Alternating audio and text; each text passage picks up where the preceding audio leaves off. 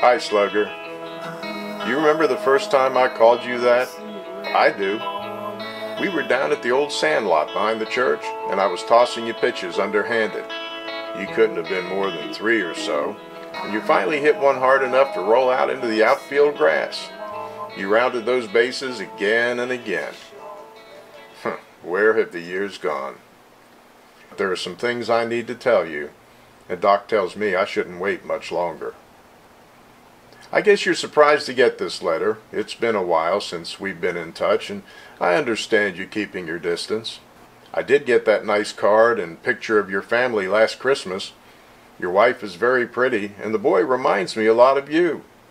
I hope someday he'll love baseball the way you and I did, though I couldn't blame you if you steered him in a different direction. I guess your mom would vote no.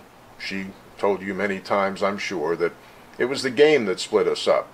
But it wasn't baseball as much as just me. Not long after we married, that scout from the Sox offered me a little signing bonus, and away I went to play Class A.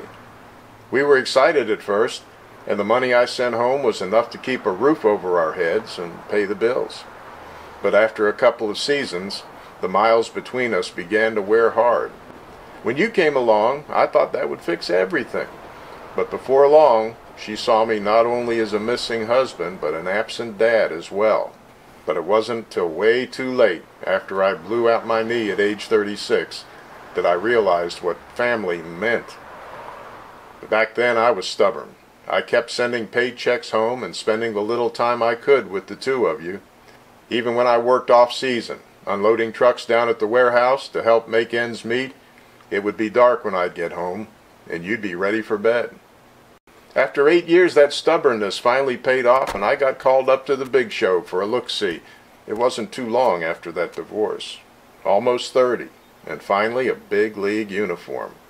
I was able to send more money home and some special things to you.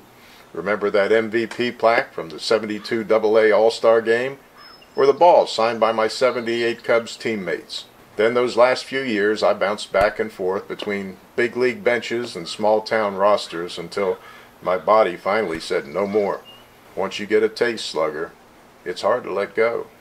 Anyway, the thing that I couldn't buy or send home, I know now, was time.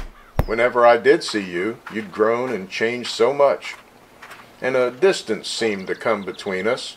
We didn't talk so much, and it seemed like we were shadows or something instead of a real-life dad and son. No, you can't buy time, especially from the past, though I often wish I could. And Doc says I can't buy any from the future either. Slugger, you might say that I've rounded third and I'm headed for home. I chased a dream and still can't apologize for that.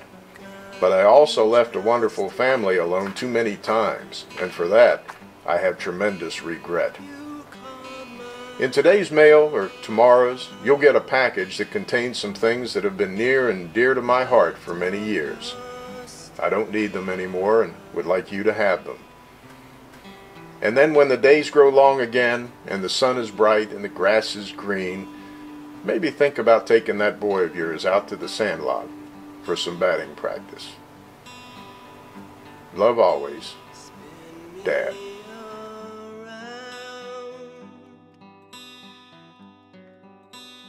Don't let me drown.